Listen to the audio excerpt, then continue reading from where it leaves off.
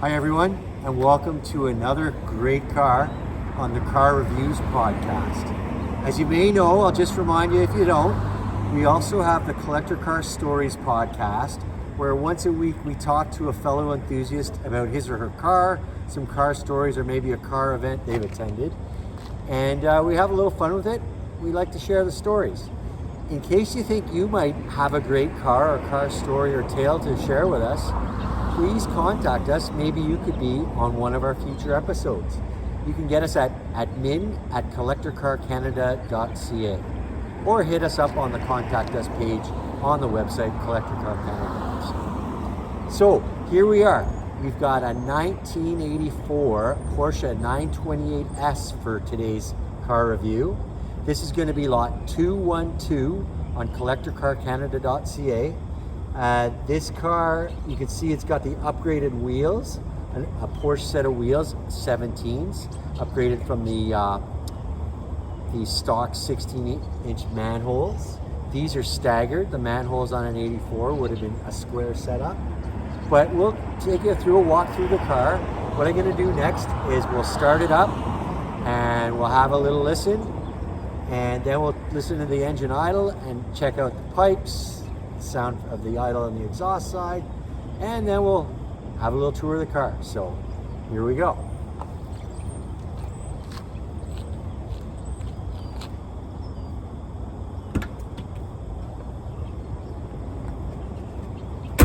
So this 928, the key is on the right side of the steering wheel, unlike in a 911 where it would be on the left.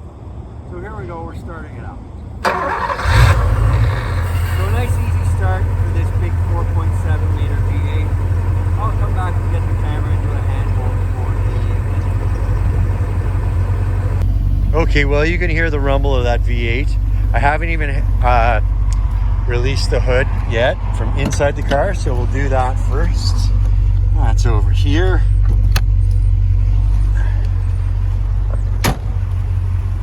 As they say, a 4.7 liter V8 in this 1984 Porsche 928S. We recently had a 1982 Porsche 928, and that's before the S. So it had a 4.5 liter engine with a little bit less horsepower. As I say, this one's a 4.7 liter with 234 horsepower factory rating. So I'll just give you a little tour.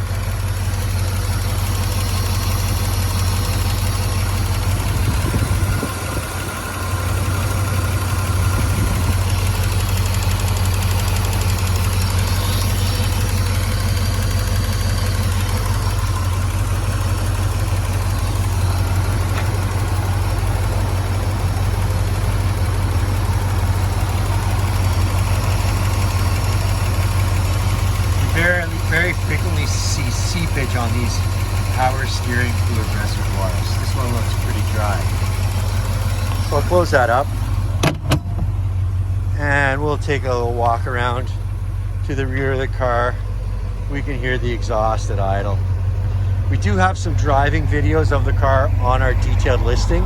Again, it's lot 212 on CollectorCarCanada.CA.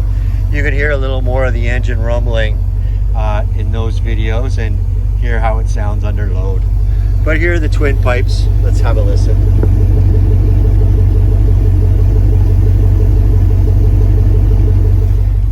Okay, so yeah, it sounds nice and healthy. But before I shut her down, I'll show you the odometer. You can see from this instrumentation, the dominant measure is Imperial. So this is a US car. Check the Carfax on our listing, lot 212. CollectorCarCanada.CA, and that'll give you the information about when it was imported from the US. But as we see, that odometer reads just under 136,000 miles. We'll convert that into kilometers for your convenience on the detailed listing. So let's take a little tour of the exterior of this 1984 Porsche 928S. Oh, now that I see these headlights, it'd be fun to see those pop up. We do have a video, a dedicated video on the detailed listing, just demonstrating that they're functional, but while I'm thinking of it, let's do it for this video as well. The key needs to be in the on position, so I just reached over the passenger seat to grab it. So now we're in on, and I'll flip those headlights up. I've already seen them illuminated. There's a xenon look set of bulbs in there, but that's what they look like. Interestingly, on these lenses, the front face of this headlight is all glass. There's no metal around it, so it really does differentiate it from other pop-up headlights of the day, I would suggest. Another fascinating thing, the Porsche engineers think of everything. So you can see this little lip at the top of the glass here. That, of course, carries light with it. So from the driver's seat, if something seems amiss with your headlights, you can tell if one of them is not working without getting out of the car, just because you won't see this little bit illuminated. So a fascinating feature on this 928, and there are many. But I'll just flick those down, and I'll turn the key back to the off position. So, yeah, a striking car. Even today, I would suggest that the appearance of this car still looks pretty modern. When you get inside, you see more of an 80s look to it. But this is rumored to have been the replacement for the 911 back when it was first conceived in the early to mid 70s. Of course, it's a front engine water-cooled V8, very different from the rear engine, then air-cooled flat six of the 911s. Of course, Porsche moved to water-cooled 911s in 1998 model year. So, but as it turned out, people loved the 911s, and the Porsche 928 had a run from the 78 model year through to 95. So this is an S, so it sort of superseded that base 1982 928 we recently sold on the website. So again, 4.7 liter V8 in this one, 234 horsepower rating from the factory. The owner has upgraded the wheels, I was saying earlier. There's a 5-spoke wheel on there with a Porsche crest for a center cap. They're skinned in general G-Max. I think it's ZEO2, but we'll get that into the detailed listing. Staggered up front, they're 225, 45, 17 with a W rating. Back here in the rear, we're looking at 245, 45, 17, also with the W rating, also a general G-Max tire. So four matching tires on this car. So this is I'll call it steel blue. I haven't yet translated the German name for the color from the door jamb. The sticker remains in place. So it reads something like Schiefer Blue Metallic. So I'm not sure what the Schiefer is. Certainly the Blau is blue and then metallic, same word in English. There's a look at the VIN sticker. So manufactured in May of 1984, which translates certainly to a 1984 model year. Beautiful Porsche logo crest in the front. You can see they're not on now, but a set of fog lights. You can see there's two sets of white lights, rectangular in shape on each side. So one are the fogs, like I was saying. The other are a dedicated flash to pass light.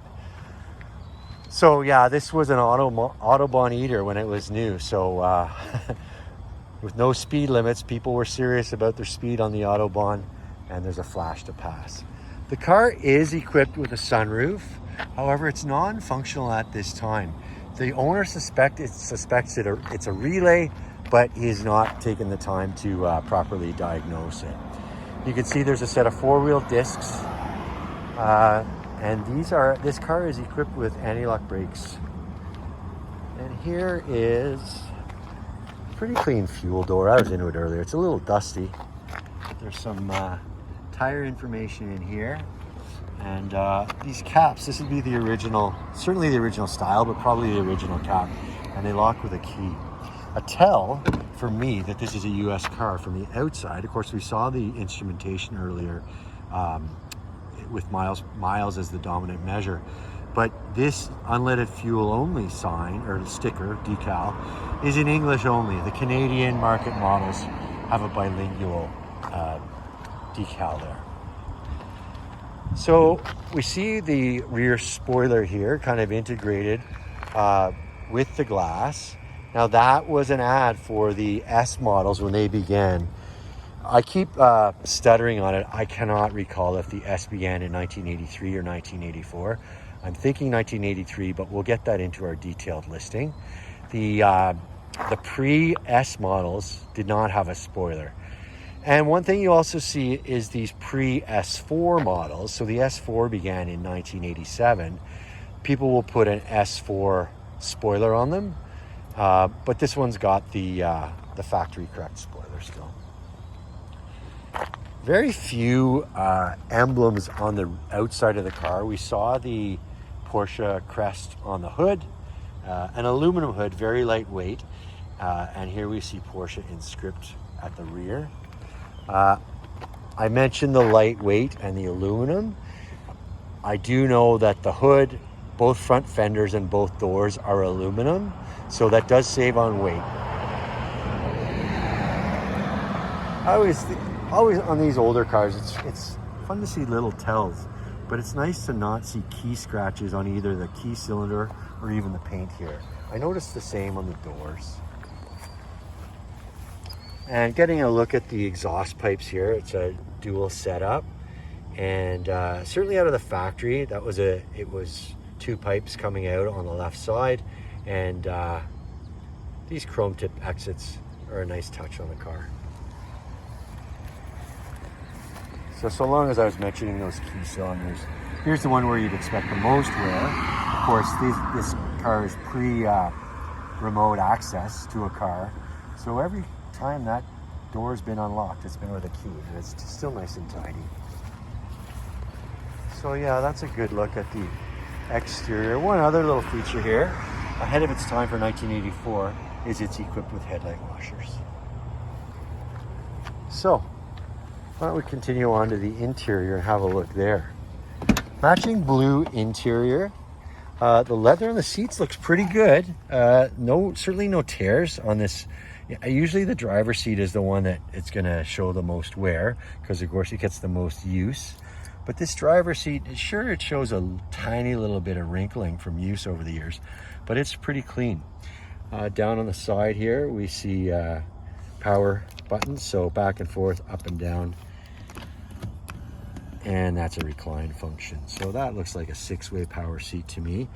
Despite the key being on the right side of the car, this is a little bit different from convention. The handbrake is on the left, and here's the remote trunk release. Hatch release, I suppose. A really fun fact about these 928s is that there's not only a hatch release over here, but even the passenger gets one.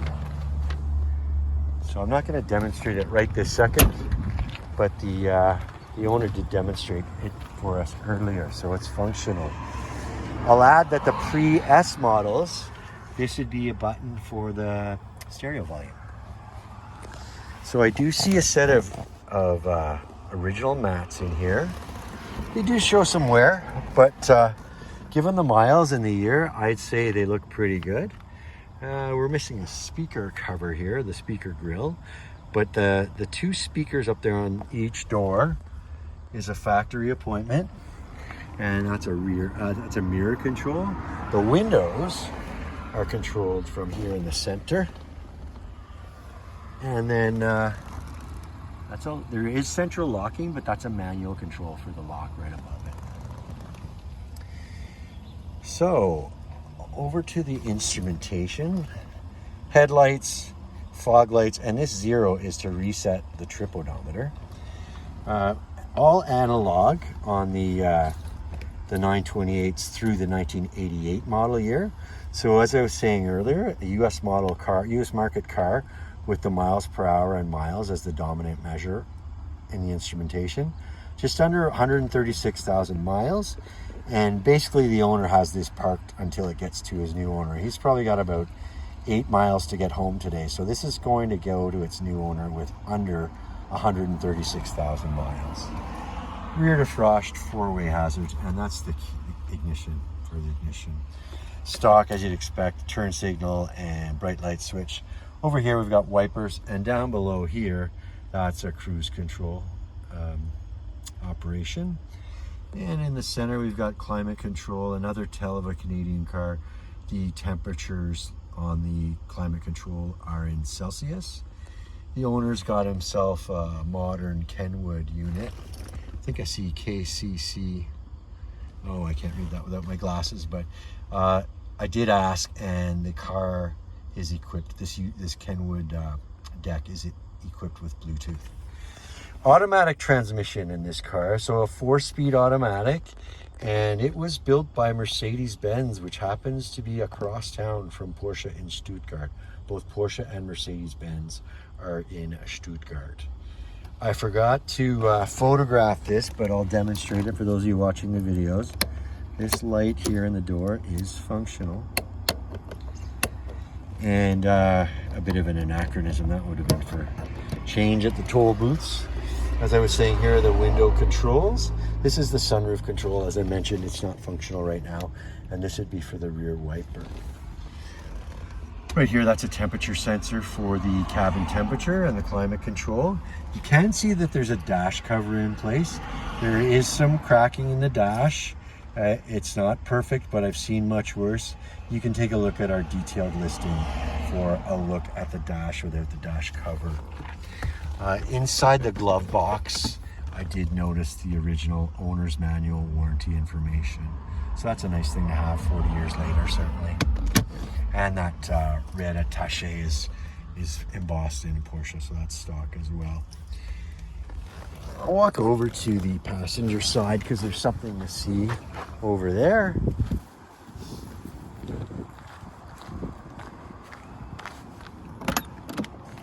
Passenger seat looks just as good. The release for the to put the seat up for rear seat access is missing on this side. But over here is underneath this strap. This pulls away, and back behind this wooden panel is a fuse box.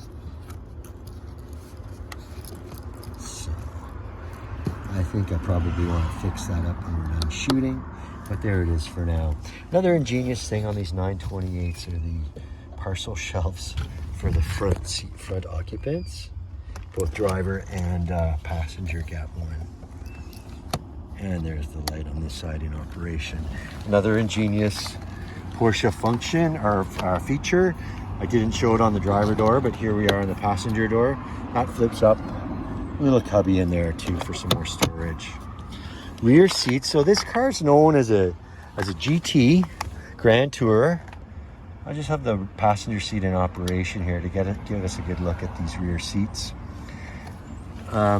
So certainly good enough for a smaller occupant, like for children, on a longer trip. And around town for a quick trip, an adult could fit back there as well, I would suggest. I do see a little bit of sun bleaching on the carpets. It's probably worst on the rear hatch carpet. We'll take a look at that in a minute here. But you can see a slight difference. It's as much the lighting as anything right now, but you see a slight difference in the tone of the carpet on the side of the console compared to on that passenger footwell carpet. So another look at the storage cubby, this one on the driver's side. So over here to the hatch we go. Now, people are sometimes ask me what the lowest common denominator on a car is, and that's what I'm going to show you right now. The cosmetics of this car, exterior-wise, are really great. On the inside, it does show a little bit of wear. Certainly, the rear seat backs show cracking, so that foam is exposed, and I can only conclude that it's been in the sun with the rear facing out. Another fun feature about these 928s are these rear sunshades, which are great for, believe it or not, for front seat passengers when the sun is setting behind you. And as I say, here's the carpet that's probably been sun bleached the most. It's a little lighter in color than the rest of the dark blue. But that's a good look at the hatch. Underneath here, well, in this panel is a tool kit. I'm not sure if I'm going to be able to open that with one hand or not, but there's a photo of the tool. There we go. There's a photo of the tool kit on the detailed listing. Here's another look. I think we're missing a set of pliers here and maybe a screwdriver here if you wanted to be complete. There's the part number if anyone wanted to look it up. You might find a checklist for the tools in there.